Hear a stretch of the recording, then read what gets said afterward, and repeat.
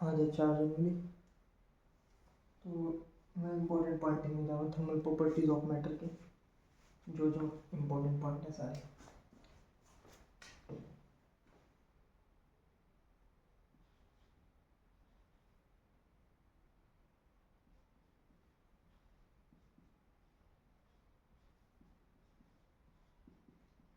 Important point हो, सबसे पहला क्या है, अगर क्या है केल्विन में चेंज करना है और अगर डिग्री सेल्सियस में टेम्परेचर दिया हुआ है तो क्या करेंगे, डिग्री सेल्सियस जो दे रखा होगा क्वेश्चन में उसे रखेंगे, प्लस उसमें क्या कर देंगे 273, तो किस में चेंज हो जाएगा, केल्विन में, पहला फॉर्मूला। दूसरा फॉर्मूला क्या है, फ़ारेनहाइट में चेंज करना होगा, अगर डिग्री सेल्सियस दे रखा होगा क्वेश्चन में तो क्या करेंगे 9/5, और यहाँ पे क्या कर देंगे डिग्री सेल्सियस जो दे रखा होगा क्वेश्चन में वो रखेंगे, प्लस 32, ये किस में चेंज हो जाएगा, फ़ारेनहाइट में। अब इसी पे देखो चेंज, ये तो अगर ये ऐसे दे रखा होगा तो, मगर चेंज पूछेगा क्वेश्चन में तो क्या करेंगे, जो चेंज होता है केल्विन में वो किसके बराबर होता है, चेंज इन डिग्री सेल्सियस में। तो अगर कोई तुमसे कहे कि क्या कहते हैं 2 डिग्री सेल्सियस क्या हुआ चेंज हुआ है, तो बताओ केल्विन में कितना चेंज आएगा, तब 2 ही डिग्री आएगा, ठीक है ना, ये 2 केल्विन आएगा, ठीक है ना। अब चौथा पॉइंट इससे ले लो, क्या है, चेंज इन फ़ारेनहाइट, वो किसके बराबर होगा, 9/5 चेंज इन डिग्री सेल्सियस। यहाँ पे ये नहीं, इतना नहीं, इसको ऐसे लिखो या इसको ऐसे भी लिख सकते हो, जब डिवाइड कर देंगे इसको तो इसको ऐसे लिख सकते हैं, change in Fahrenheit is equal to 1.8 degree Celsius, change in degree Celsius. जैसे क्वेश्चन मान लो पूछ लिया तुमसे कि बताओ चेंज इन फ़ारेनहाइट कितना आएगा जब डिग्री सेल्सियस, जब चेंज इन डिग्री सेल्सियस कितना है 1.8, तो बस 1.8 यहाँ रख देंगे और मल्टीप्लाई कर देंगे 1.8 से, तो चेंज इन फ़ारेनहाइट निकल आएगा, ठीक है ना। अब 5वां पॉइंट लिखने से पहले कुछ टेबल बनानी पड़ेगी, ठीक है ना। यहाँ पे क्या लिख लो, सिंबल, सिंबल, पहले सिंबल लिख लो, ठीक है ना। सबसे पहले क्या है डिग्री सेल्सियस, फिर लिखो फ़ारेनहाइट, फिर क्या लिखो केल्विन, ये सारे सिंबल हो गए। अब यहाँ पे क्या लिखो, सिंबल हो गया, यहाँ पे क्या लिखो तुम, मेल्टिंग पॉइंट, मेल्टिंग पॉइंट, ठीक है ना। तो इसका क्या होता है, 0 डिग्री सेल्सियस, इसका कितना होता है 32 फ़ारेनहाइट, केल्विन में कितना होता है 273 केल्विन। यहाँ पे फ़ारेनहाइट लिख लो, यहाँ पे केल्विन लिख लो। बॉइलिंग पॉइंट लिखो, बॉइलिंग पॉइंट इसका कितना होता है 100 डिग्री सेल्सियस, 100 डिग्री सेल्सियस, इसका कितना हो जाता है 373 केल्विन पे, ये क्या होता है बॉयल होता है, ठीक है ना। अब ये कितने पे होता है 212 फ़ारेनहाइट पे, 212, यहाँ पे लिखो 212 फ़ारेनहाइट पे इसका बॉइलिंग पॉइंट है, ठीक है ना। अब यहाँ पे आ जाओ डिवीज़न, लिखो क्या डिवीज़न, इतने इसमें गैप कितने, तो यहाँ से दिख रहा है 100 डिवीज़न है, जब इसमें से इसको माइनस करोगे तो कितना आ जाएगा 180 डिवीज़न आ जाएगा, इसमें भी कितने हैं 100 डिवीज़न है, ठीक है ना, ये लिख लिया। अब इसमें जो फॉर्मूला बनता है वो लिखना है, ठीक है ना। अगर कोई नई स्केल दे रखी होगी फिर क्या पूछेगा तुमसे, उसमें बताओ टेम्परेचर, तो ये फॉर्मूला जो हम लिख रहे हैं ये सब ये पॉइंट बनाने के लिए लिखा है। तो जो न्यू स्केल आएगी, न्यू स्केल लिखना है, न्यू स्केल,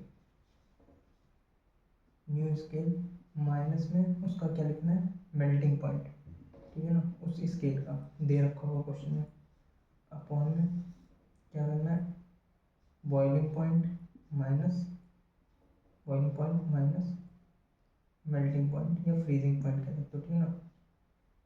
मेल्टिंग पॉइंट कह लो या फ्रीजिंग पॉइंट कह लो, ये फॉर्मूला बन जाएगा। ठीक है ना। इसको और कई तरीके से भी लिख सकते हैं। अब जो दे रखा होगा, जैसे मान लो इसका दे रखा है, किसका, फिर ये फॉर्मूला है, ठीक है ना। इस पर क्वेश्चन आते हैं, वो मैं देख के करवा दूंगा, तो कदम रखे हैं, ठीक है ना। 5 पॉइंट हो गए। अब इसको मिटाओ, सारे पॉइंट हो गए।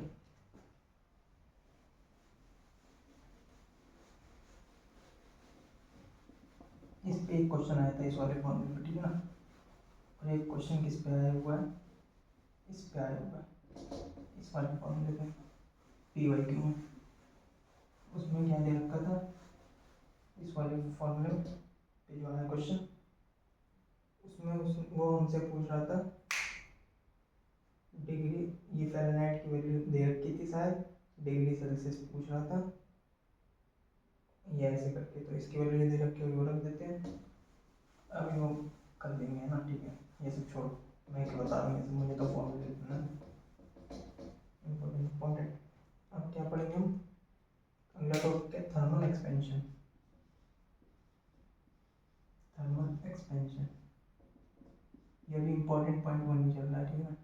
एक्सपेंशन,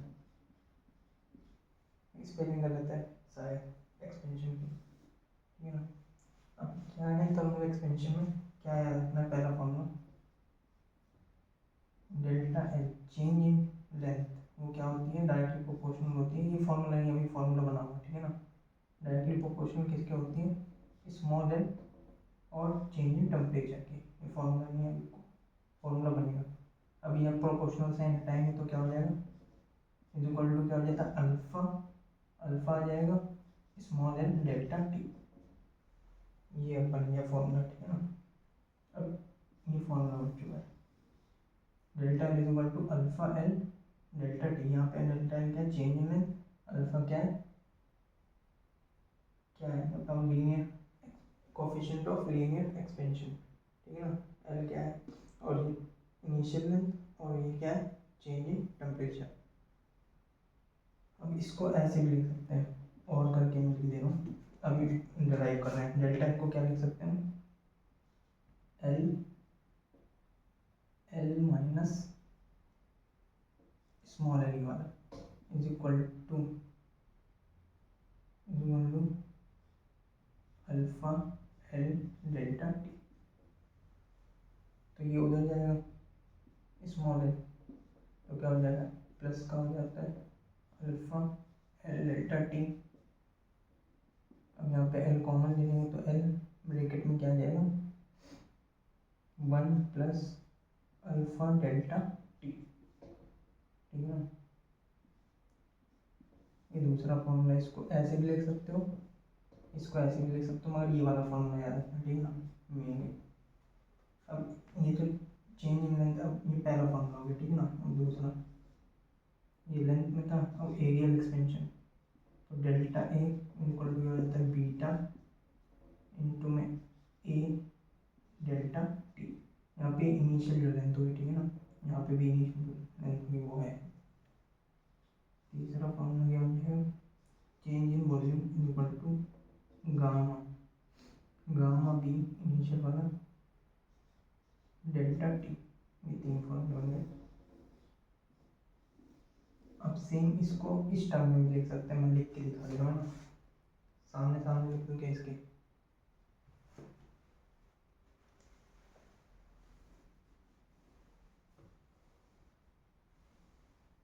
ये लिखने में लिख तो देते हैं मगर फिर कंफ्यूजन हो जाती है, इसलिए नहीं लिख रहा हूँ, मगर मैं लिख दे रहा हूँ, ठीक है।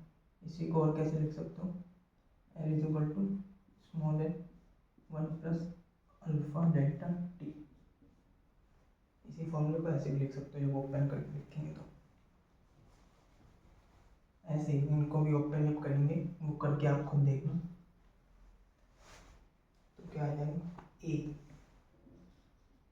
इज इक्वल टू ए। अब यहाँ पे दो दो ए आ जाते हैं, इसलिए मैं ये वाला फॉर्मूला नहीं लिखता हूँ, इसलिए इसको ए नोट से लिख रहा हूँ, ठीक है ना। इसको भी एल नोट से लिख लो, 1 प्लस बीटा डेल्टा टी, ऐसे इसको भी लिख लो, V is equal to V naught 1 plus gamma delta T, ठीक है। फॉर्मूला डेंसिटी के लिए भी लिख लो। एक ये जो लिख रहा हूँ इसका क्वेश्चन आया हुआ है, change in density is equal to, इसका भी गामा में लिखते हैं, जो कोफिशिएंट होगा उसको गामा से रिप्रेजेंट कर रहा है, गामा इंटू और इनिशियल डेंसिटी इंटू में चेंज इन टेम्परेचर, ठीक है ना। ये इससे पी वाई क्यू आया है। और इसी को अगर इस फॉर्म में लिखना हो इसी को तो कैसे लिखेंगे, gamma gamma gamma note 1 plus gamma delta T. ये जो यहाँ है ना एल नोट है, एल नोट इनिशियल वाला, ये यहाँ पे एल नोट ही कर दे रहा हूँ सबको, इसलिए मैं ये नहीं लिखता हूँ, उसमें फिर दिक्कत हो सकती है, कोई दिक्कत नहीं। गामा नोट इनिशियल, अब सब सही हो गया, ठीक है ना। ये 6 फॉर्मूले बन गए।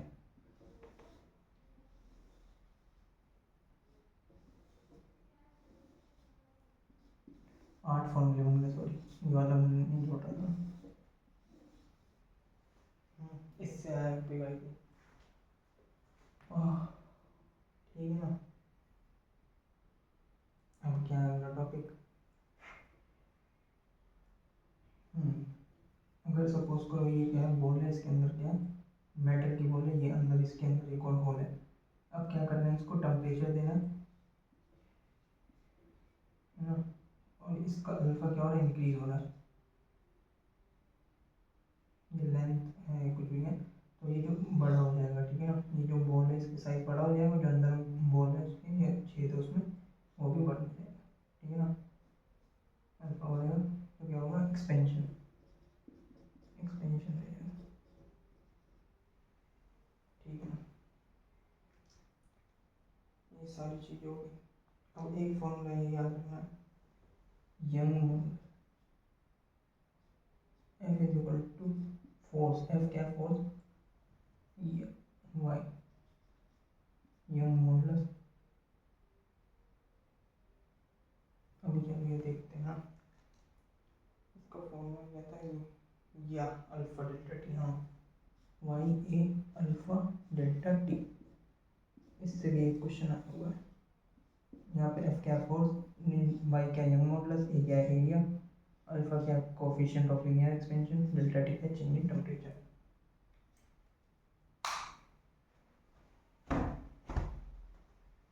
ये सारा बेस कर रहा हूँ,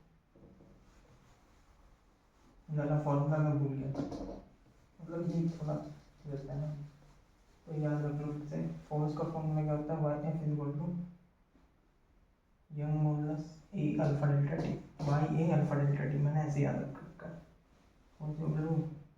young modulus Y A alpha delta T, Y से क्या हो गया यंग मॉडुलस, ए से क्या हो गया एरिया, अल्फा से क्या होगा coefficient of linear expansion, delta T temperature change in temperature. अब कुछ और इंपॉर्टेंट करना है, alpha effective, alpha effective suppose करो ये क्या है, एक रोड है, इसमें क्या है, इसका अल्फा क्या है, लीनियर और कोफिशिएंट क्या है, अल्फा 1, लेंथ कितनी इसकी L1। ऐसे ही दूसरा रोड है, इसके अल्फा 2 है और ये L2 है। अब इन दोनों को क्या कर दिया, जोड़ दिया गया, जोड़ के बना दी गई नई लेंथ, तो उसका नया आएगा अल्फा इफेक्टिव, तो वही अल्फा इफेक्टिव का फॉर्मूला बताना है। तो अल्फा इफेक्टिव का जो फॉर्मूला आएगा वो क्या आएगा, alpha 1 L1 plus alpha 2 L2 upon में क्या आ जाएगा L1 प्लस L2। इससे एक क्वेश्चन आया होगा, एक दो दो तीन क्वेश्चन आए होंगे, दो तो आए होंगे शायद पी वाई क्यू में, ठीक है ना। एक तो ये हो गया, इससे पी वाई क्यू आएगा, ठीक है ना। अब एक और है, ये कब लगाना है, ये मैंने हिंदी में लिखा हुआ है, आपको समझ में आ गया होगा, फिगर बनाया। जब एक क्या दे रखा होगा रोड, उसका अल्फा 1 दे रखा होगा, L1 दे रखा होगा, एक दूसरी रोड दे रखी होगा, उसका अल्फा 2 दे रखा होगा, L2 दे रखा होगा, और एक नई रोड बना देगा मिला के, तो उससे पूछेगा कि बताओ अल्फा इफेक्टिव क्या हो जाएगा उस रोड का, तो ये वाला फॉर्मूला करना है। अब ऐसे ही एक और फॉर्मूला है, ठीक है ना, alpha 1 L1 is equal to alpha 2 L2। ये कब लगेगा, जब वो क्वेश्चन में खुद ही कहेगा लैंग्वेज में क्या है डिफरेंस, क्वेश्चन में खुद ही बोलेगा डिफरेंस या स्लैश नो चेंज या इंडिपेंडेंट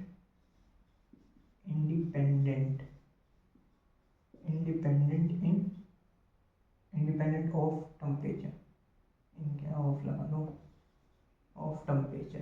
तो ये फॉर्मूला लगाना है। इसमें क्या करेगा वो, एक बार तो डायरेक्ट एक फॉर्मूला ही पूछ लिया, ठीक है ना, डायरेक्ट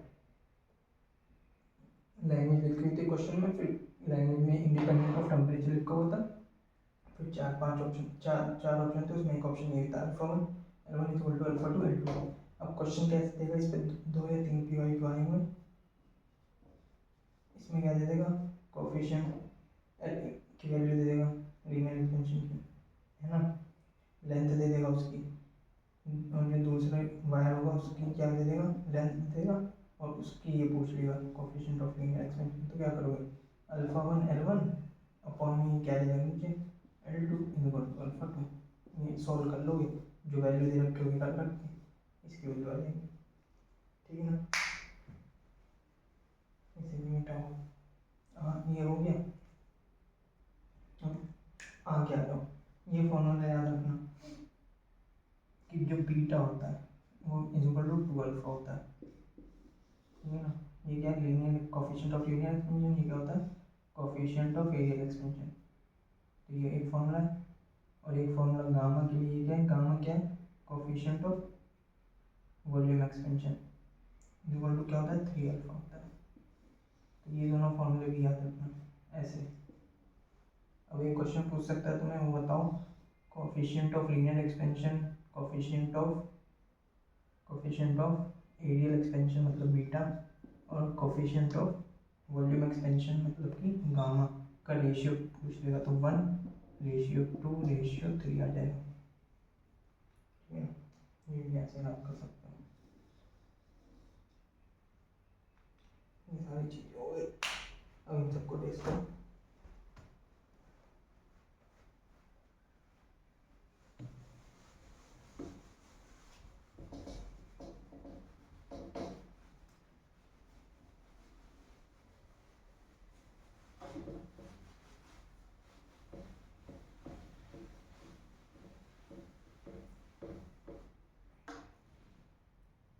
चेक करना कुछ छोटा तो नहीं, मेरे को नहीं छोटा है।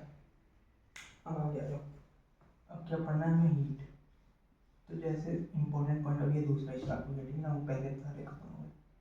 हीट दो तरह की होती है, ठीक है ना, एक लेटेंट, पहले लेटेंट पढ़ते हैं। लेटेंट एक कॉमेडी शो भी आ रहा है लेटेंट, तो लेटेंट हीट, ठीक है ना। तो जो लेटेंट हीट होती है उसका फॉर्मूला क्या होता है Q, पहली बात तो इसे L से रिप्रेजेंट करेंगे, ठीक है ना, Q is equal to M L, ये हो गया इसका फॉर्मूला, ठीक है ना। Q is equal to M L, L क्या है लेटेंट हीट, तो Q बाई एम हो जाएगा लेटेंट हीट, ठीक है ना। इसका फॉर्मूला क्या मतलब सॉरी यूनिट क्या हो जाएगी, ये क्या है हीट को कैसे रिप्रेजेंट कर रहे हैं, इसकी यूनिट क्या होती है कैलोरी, एम के नीचे आएगा तो क्या हो जाएगी इसकी यूनिट ग्राम, तो इसकी कैलोरी, और ये नीचे आएगा तो कैलोरी, ये मास आ जाएगा नीचे तो मास को किस में देंगे ग्राम। अब Q is equal to N L भी कह सकते हो, एन क्या हो जाएगा नंबर ऑफ मोल्स, तो इसकी क्या हो जाएगी कैलोरी, एन क्या मोल तो नीचे आ जाएगा Q बाई एन, तो इसका क्या हो जाएगा कैलोरी पर मोल भी कह सकते हो। अब जो याद करने वाली चीज़ें याद रखना कि यहाँ क्या करना है melting, latent heat of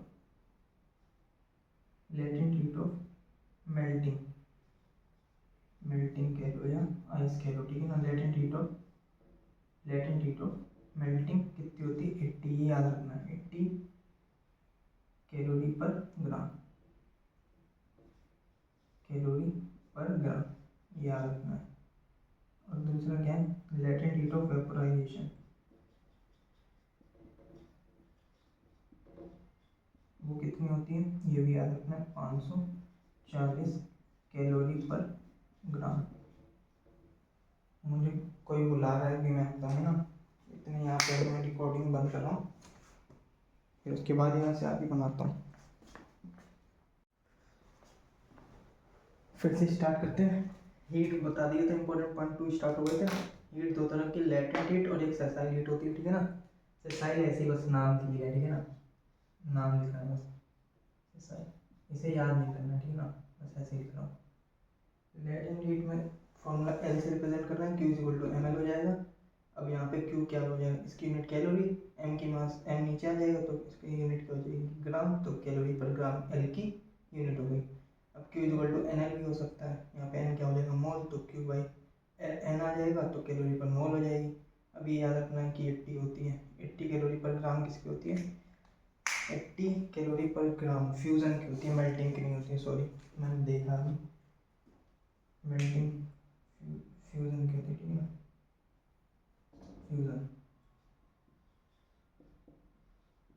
fusion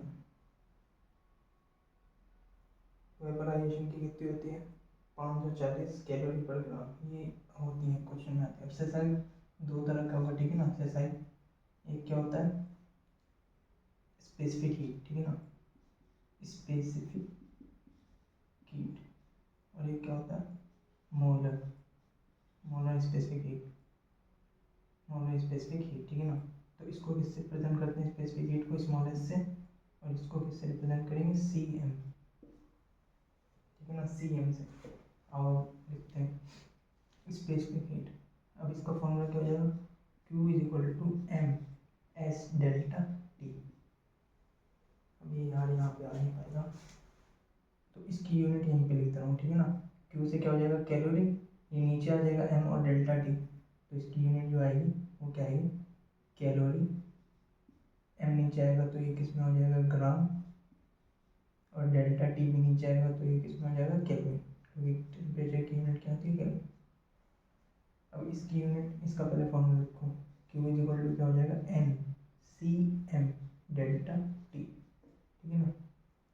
इसकी यूनिट क्या हो जाएगी, Q क्या होता है हीट, तो इसकी यूनिट कैलोरी, एन क्या मोल, ये नीचे आएगा तो मोल, डेल्टा टी भी नीचे आएगा तो केल्विन, कैलोरी अपॉन में मोल केल्विन, ठीक है।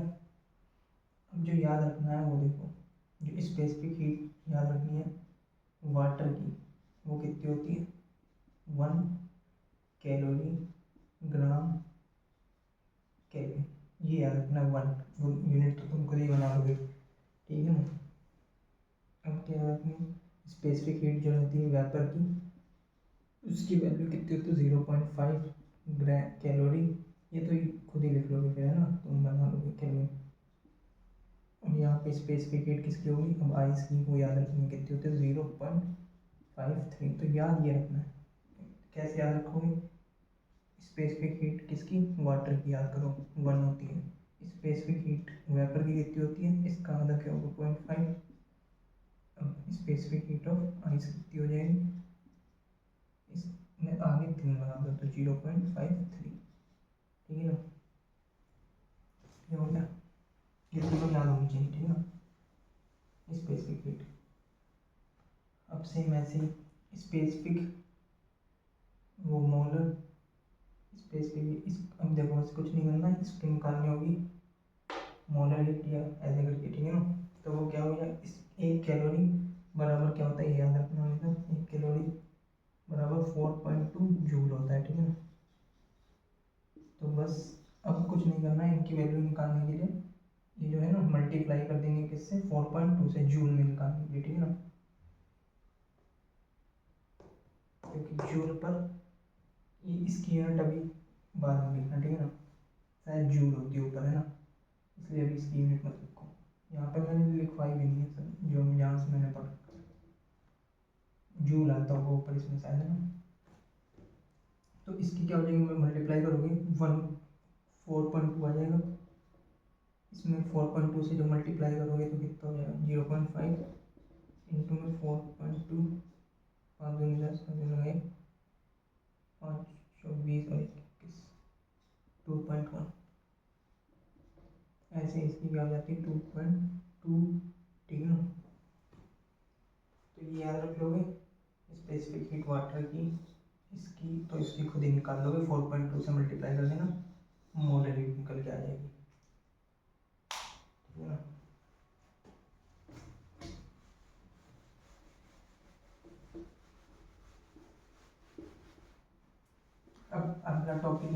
कैलोरीमीटर, मगर वो मैं नहीं पढ़ाऊँगा ना, या मतलब लिख रहा हूँ उसमें इम्पॉर्टेंट पॉइंट, क्योंकि उसमें कुछ है नहीं इसलिए ये लिख दूँ, लिख दे रहा हूँ, ठीक है ना। कैलोरीमेट्री क्या कहता है, हीट लॉस जो होती है is equal to heat gain, ठीक है। हीट लॉस जो होती है वो हीट गेन के बराबर होती है। अब सपोज करो यहाँ पे क्या है, एक बीकर उसमें रखा हुआ है लिक्विड, वो गर्म है, ठीक है ना। एक और है बीकर, उसमें लिक्विड रखा हुआ है, उसका अलग टेम्परेचर है, इसका अलग टेम्परेचर है। एक बीकर है, इसको इसमें डाल दिए पानी को, और इसमें जो लिक्विड था इसको इसमें डाल दिए। तो पूछेगा यहाँ पे जो टेम्परेचर होगा वो बताओ कितना होगा। तो कैसे निकालेंगे, T इज इक्वल टू इसका मास होगा कुछ, उसकी स्पेसिफिक हीट होगी, तो T m1s1 T1 plus T1 temperature होगा इसका, प्लस m2s2 T2 अपॉन में क्या आ जाएगा, हमें यूनिट किसकी चाहिए, टेम्परेचर की, अभी नया टेम्परेचर निकाल रहे हैं तो टेम्परेचर की यूनिट चाहिए, तो इनसे क्या करेंगे, डिवाइड कर देंगे, जिससे कि कट जाए इनकी यूनिट, m1s1 प्लस m2s2 ये आ जाएगा। अब इसी में केसेस बन जाएंगे, इसी फॉर्मूले से केस बना लो, अलग अलग केसेस बन जाते हैं। अब वो कहेगा क्या हो गया, मान लो मास सेम है दोनों का, इस लिक्विड का जो मास है वही सेम इस लिक्विड का मास दे रखा होगा, तो क्या करेंगे, मास को हटा दो, मास को फॉर्मूले से हटा दो, फॉर्मूला मिल जाएगा S1T1 प्लस S2T2 अपॉन में जहाँ जहाँ m था ना उसको हटा दो, क्योंकि मास सेम कह दिया है, अपॉन में S2। अब ऐसे ही अगला फॉर्मूला मिल जाएगा सेम। अब ऐसे ही करेगा, क्या कहेगा कि स्पेसिफिक वो जो थी इसकी स्पेसिफिक हीट वो दोनों की सेम है, इसकी भी मान लो सेम है, इसकी भी, तो और मगर मास अब अलग अलग कह देगा, तो ये हो जाएगा